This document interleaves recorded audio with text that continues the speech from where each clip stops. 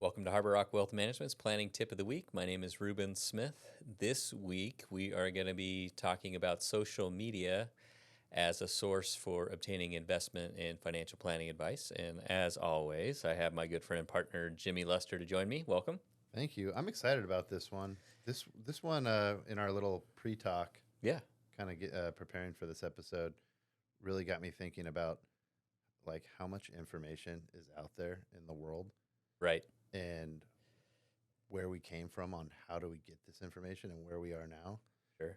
So many good and challenging Sure. pieces to it. So I'm excited to What's dive into good it. can be bad. Yeah, Okay. yeah. Or like on the scale of pros and cons, like are some in the middle Yeah. that are on both Interesting. schedules. So yeah, it's Okay. gonna be good. Cool. Well, stat of the day. Stats of the day. Was that plural? Yes, Okay. with an apostrophe s maybe No, or a no, parentheses. no. Parentheses. Yeah, okay. Yeah. Yeah. All right. Coming back to the stat here, I got two. 1991. This is perfect. Marky Mark and the Funky Bunch. Oof.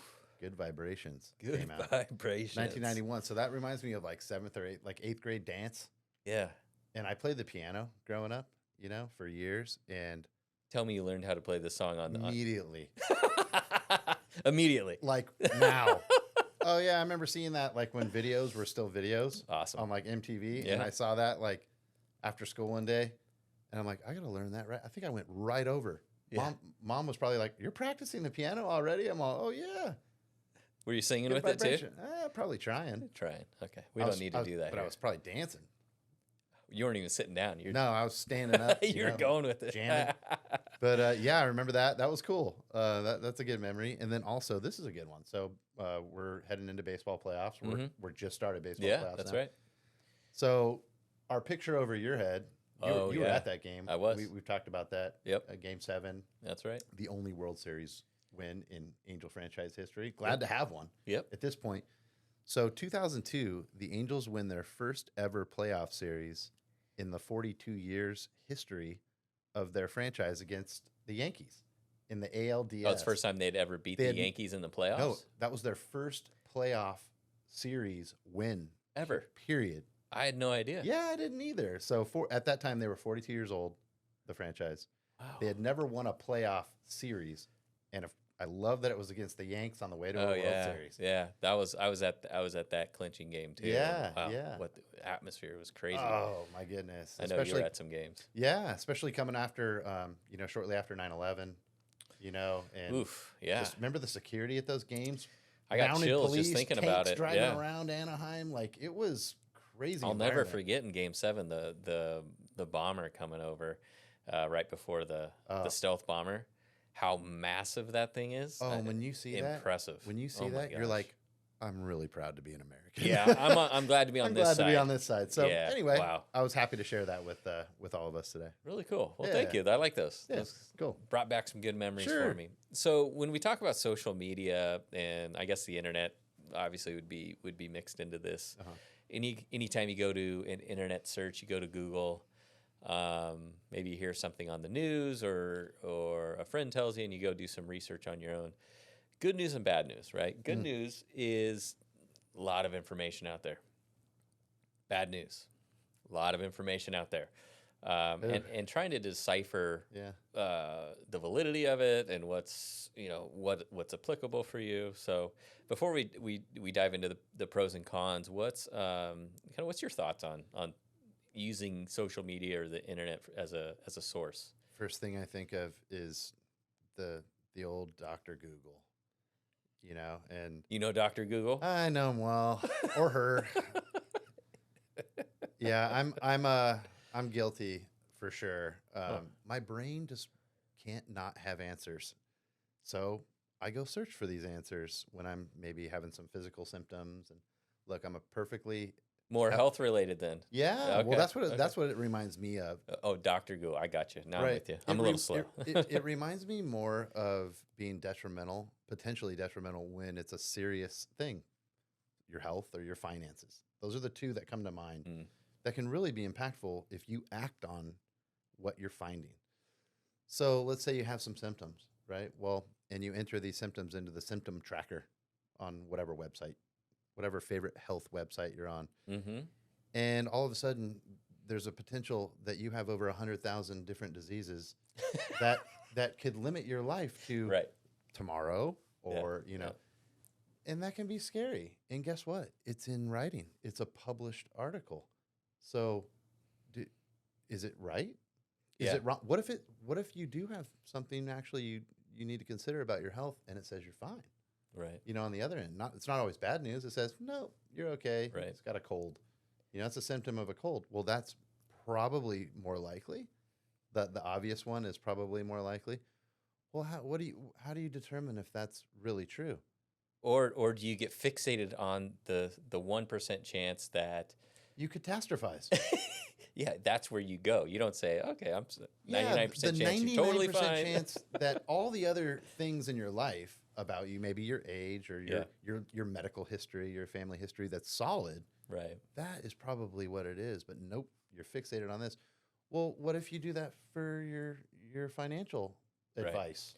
Well, I think that's a good point because, and not that this happens all the time, but there's a lot of information out there, not just in social media, but on TV or media sources. Media, period. Yeah, and what you got to keep in mind is that when you're doing, whether it's a Google search or you're on a TV channel or you're listening to a radio show, is that there, for the most part, there's an entertainment factor. Right. There's pay for clicks, or Sure, yeah. they got to pay for their There's other commercials motives. on There's the other air, motives, the yeah. advertising. Mm-hmm, mm-hmm. So just take it with just keep that in the back of your mind when you're thinking about it, or when you're doing these research, or it can be a very good tool.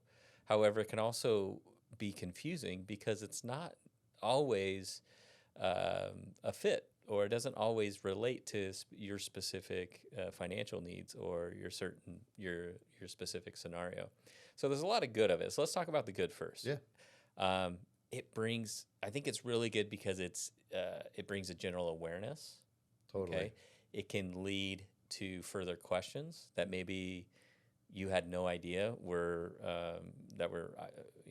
planning topics that you needed to address. Right. Yeah. Okay. The access is immediate and almost from anywhere anymore. You can do it on your phone. Yep. Right. Yep. But again, you got to be careful about the amount of information out there. And there's a lot of very good resources. We actually, as a company, I use the internet or social media to find my information. Right. When it comes to researching portfolios, markets. But I vetted those sources. Exactly. So I've worked with them for a long time, or I've relied on them for many years, oftentimes well over a decade. So it's a little bit different. It's not just a Google search. Definitely. And I also like the idea of don't use one source. Mm-hmm. We ever since grade school, when we were starting to do research for like a paper or something. Did you use one source? No, you use multiple sources. Get different points of views. Spend a little time doing your homework. Don't get paralyzed in anxiety, or get too excited or overly confident. Yeah. Because you found one thing that gave you the answer that you wanted. Right. Or that you didn't want. Yeah, we oftentimes ask clients to go get a second opinion, or encourage them to go get a second opinion, whether they do or not. And it's important. It's important to get input from various sources. Yep, I agree. Yeah. Now let's look at the downside. Okay, so you're on the internet late at night, you got a cold symptom, or you've heard from a friend, or you got a tummy ache. Yeah. Coworker that you got to do an estate plan, or you need a trust, or you need a will, or you need to be invested in a certain asset class. Sure. So you go to the internet and start researching, I don't know, who knows, AI stocks. Okay. The problem with that, again, is that there's a lot of information out there, and there's a marketing component behind it. There can be an advertising grab or a solicitation behind that. Mm-hmm. But how do you know, even if you find an article that's intriguing or you think may apply to you, how do you know if it actually does? Yeah. A lot of those are very pointed at specific client needs, and who knows if it really actually applies to you. But then also the accuracy of the content. Especially if you're getting into investments, there can be specific state laws or taxation. Maybe some things apply based off where you're domiciled or not. So you got to do a little bit more homework on that and making sure that that it is accurate, it's a valid source, or a reliable source, and that it's actually applicable to you. Yeah. And I think we'd be more than happy to share some of the resources that we find information on that. Sure. Because a lot of people do like doing their own home. They like being in the comfort of their own home, on their own home turf, getting educated a little bit more on what's going on out there. And I think we'd encourage that. Yeah. Because it does, once again, when we meet with our clients regularly, we tell them, have a little notebook next to your computer and bring in these questions. Right. Like we always hear, there's no bad questions. There really isn't. The only bad question is when there's nothing. It's blank. Yeah. And there's nothing to talk about. But I love it when people bring in and say, hey, I was reading this article. When they're prepared. You are taking an interest in your own fate. Well, they're engaged. They're engaged in the process, and that's that. There's nothing more that makes our job easier than a client that's engaged. Totally. And let's go back to your health. Yeah. Or not your health specifically, but Yeah. you get the sniffles. You're on Dr. Google. Yep. And what do you do if the red flag goes up based off of your internet search? Well, the biggest thing you want to do is take action, right? There you go. Because if you don't go see your doctor or make an appointment with your healthcare professional, you're going to end up paralyzed in fear or overly confident. You're not going to do anything. That's the point. You're going to be stuck in this. Okay, now what? You haven't done anything. You got to take action. So I think that's the biggest takeaway for me, for our viewers on this one, is you want to get online and you want to become aware or a little bit more educated in a certain topic. Awareness is good. Don't take action on the net. So you're Talk to your professional. Right. So you're gonna, in this case, you talk to your doctor or financial advisor. You want to work with someone that's going to partner with you and work through your symptoms. That's in this case together. Yeah. Find a solution. Have a plan. I think honestly, if you're taking action on anything that you're finding online, make it like finding a movie time or booking a reservation, for a restaurant. That's where it really comes into play, Well, the more into the weeds you get with those searches, and it can be paralysis by analysis. And trust me, I'm not perfect. I need to take my own advice on that sometimes. Yeah, I'm human too. So. But I do appreciate you over the years, because every time something's going on with me health-wise, you're on it. I don't even have to ask you. Oh, I got my honorary. I stayed at a Holiday Inn last night. I can do the surgery. Oh, that's perfect. Totally. Awesome. Yeah.